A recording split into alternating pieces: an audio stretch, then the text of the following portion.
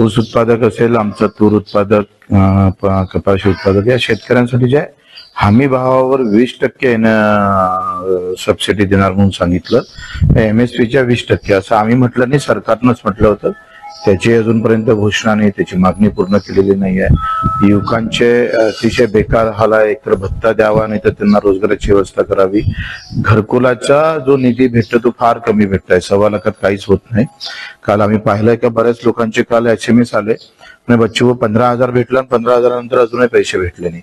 3-3, 4-4, 6-6 महिने हप्ते भेटत नाही, त्यांचे उरलेले पैसे भेटत नाही. व्याजानं आणावं लागतं, घर भाड्यानं करून राहावं लागतं आणि भाडं आणि व्याज असाच खर्च 70 ते 80 हजार होऊन जातं. म्हणजे भेटलेलं अनुदान सुद्धा पूर्ण भेटत नाही, उलट तो अडचणीत येतं.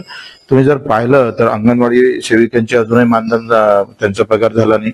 6 महिने झाले, विधीचे पैसे भेटले नाही. MRGS मध्ये काम करणाऱ्या मजुराचे पैसे भेटले नाही. 6-6 महिने श्रावणबाळ, अपंग, दिव्यांग यांचे पैसे भेटले नाही.